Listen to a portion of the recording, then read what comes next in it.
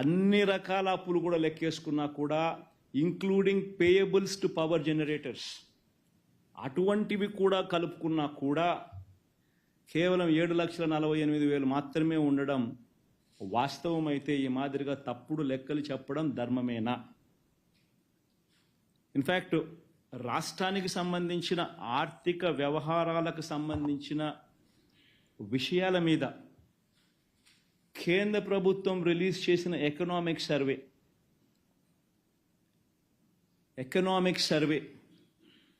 ఆంధ్ర రాష్ట్రానికి సంబంధించిన పారాగ్రాఫ్ ఒకసారి చూస్తే ఆంధ్ర రాష్ట్రాన్ని పొగుడుతూ వాళ్ళు రాసిన మాటలు చూడండి ఒకసారి. State governments continued to improve their finances in financial year 24. Preliminary unaudited estimates of finances for a set of 23 states published by CAG suggests that the gross fiscal deficit of these 23 states was 8.6%, lower than the budgeted figure of 9.1 lakh crores. This implies that fiscal deficit as a percentage of GDP for these states came in at 2.8% as against the budgeted of 3.1%. The quality of spending by state governments improved, with state governments focusing on capex as well. The 23 major states are Andhra Pradesh, Arunachal Pradesh అని ఇట్లాంటివన్నీ రాసినారు. మనము కేటాయింపులు మనం బడ్జెట్లు మన ద్వారా మనకు ఇచ్చే అవకాశం FRBM ద్వారా మనకు అవకాశం ఉండి మనల్ని బారో చేసుకునే అవకాశం మనకి ఇచ్చిన దాన్ని కూడా ఇంకా తక్కువ తీసుకున్నాం ఇచ్చిన దానికన్నా కూడా.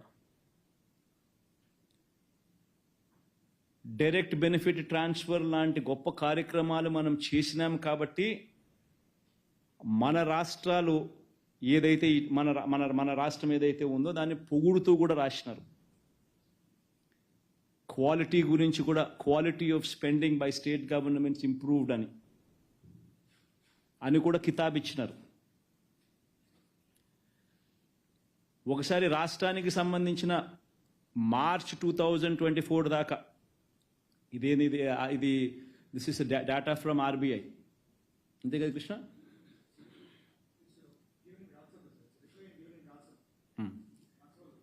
ఇది రాజ్యసభలో ఇచ్చిన రిప్లై. రాజ్యసభలో ఇచ్చిన రెస్పాన్స్ ఇది.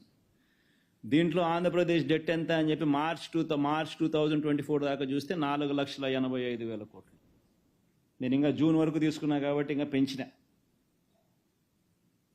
4,80,000 కోట్ల 85,000 కోట్లు కాస్త ఇంకా పెంచి ఇంతకు ముందు మీకు చెప్పిన జూన్ దాకా తీసుకున్నా కాబట్టి.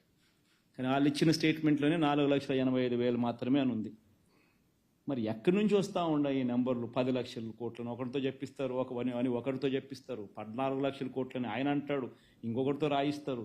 ఈ మాదిరిగా రాష్ట్రానికి సంబంధించిన పరిస్థితిని లేనిది ఉన్నట్టుగా ఉన్నది లేనట్టుగా చిత్రీకరించి చూపించడం ధర్మమేనా? Everybody should ask these questions. ఇప్పుడు ఆయన మాట చెప్పినట్టు ఎన్నికలప్పుడు నెరవేర్చాల్సిన బాధ్యత ఆయనది. ఆ మాట నుంచి తప్పించుకోవాలని చెప్పి, ఆ ఇచ్చిన మాటను హామీలను తప్పించుకోవాలని చెప్పి ఒక పద్ధతి ప్రకారం అబద్ధాలను బిల్డప్ చేసుకుంటూ పోయి రాష్ట్రంలో లేని అప్పులు ఉన్నట్టుగా, రాష్ట్రం పరిస్థితి అధోగతిగా ఉన్నట్టుగా, రాష్ట్రం అన్యాయంగా జరిగిపోతూ ఉన్నట్టుగా చిత్రీకరించడం ఎంత మటుకు ధర్మం, ఎంత మటుకు న్యాయం? అందరూ కూడా ఆలోచన చేయమని చెప్పి కోరుతా ఉన్నాం. ఇన్ఫ్యాక్ట్ 2000 కోవిడ్ సమయంలో మన రాష్ట్రంలో ఇన్ఫ్యాక్ట్ చంద్రబాబు నాయుడు టైంలో ఇప్పుడు కోవిడ్ లేదు. మనం కోవిడ్ సమయంలో ఉండి కూడా మన పర్ఫార్మెన్స్ ఇది. కోవిడ్ సమయంలో ఉన్నప్పటికీ కూడా మనం చంద్రబాబు నాయుడు గారి హయాంలో కన్నా మన హయాంలో ఇంకా తక్కువ డెట్స్ తీసుకున్నాం. కోవిడ్ సమయంలో ఒకసారి చూస్తే యూనియన్ గవర్నమెంట్కి వచ్చిన ట్యాక్స్ రెవెన్యూస్ కోవిడ్ సమయంలో తగ్గిన పరిస్థితులు కనిపిస్తూ ఉన్నాయి. 2019, 2020 చూస్తే కోవిడ్ సమయంలో -3.38% growth rate gross tax revenues collections. 2020-21లో నెక్స్ట్ ఆ తర్వాత ఫాలోయింగ్ ఇయర్లో మళ్ళీ 20,27,104 కోట్లే.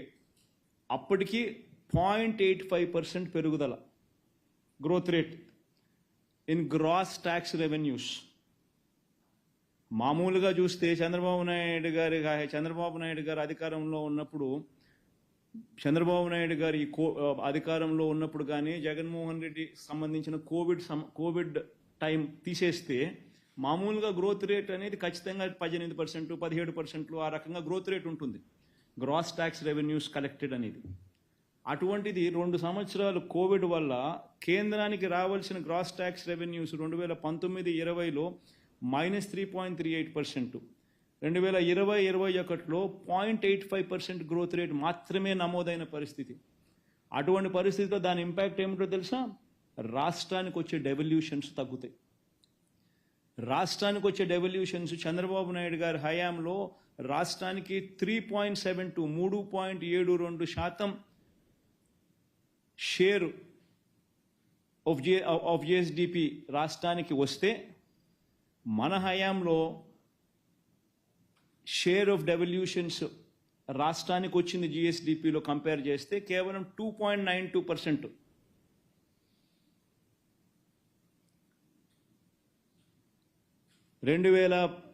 ఇది జిఎస్డిపినా జీడిపినా? జిఎస్డిపిలో చంద్రబాబు నాయుడు గారి హయాంలో రాష్ట్రానికి వచ్చిన డెవల్యూషన్స్ 3.72% వస్తే మనకు కోవిడ్ రావడం వల్ల నష్టం జరిగి రాష్ట్రానికి రావాల్సిన డెవల్యూషన్స్ కూడా అంతకు ముందు 5 సంవత్సరాలు చంద్రబాబు నాయుడు గారి హయాంతో పోలిస్తే రాష్ట్రానికి వచ్చిన డెవల్యూషన్స్ కూడా జిఎస్డిపిలో 2.92% మాత్రమే వచ్చిన పరిస్థితులు తగ్గినాయి మన పర్సంటేజ్ చూస్తే. అటువంటి పరిస్థితుల్లో కేంద్రమే కాదు ప్రతి రాష్ట్రము కూడా అప్పులు ఎక్కువగా చేసుకునే వెసులుబాటు కేంద్ర ప్రభుత్వం అడుగులు ముందుకు వేసింది. కేంద్ర ప్రభుత్వం ఎక్కువ అప్పులు తీసుకుంది, రాష్ట్రాలకు ఎక్కువ అప్పులు తీసుకునే అవకాశం కూడా కల్పించింది. అయినప్పటికీ కూడా మన హయాంలో చంద్రబాబు నాయుడు గారు చేసిన అప్పులు కన్నా మన హయాంలో అప్పులు మనం తక్కువ చేసినాం. చంద్రబాబు నాయుడు గారి హయాంలో compounded annual growth rate of liabilities 21.63% అయితే మన హయాంలో compounded annual growth rate of liabilities all kinds of liabilities put together 12.90% మాత్రమే. ఆయన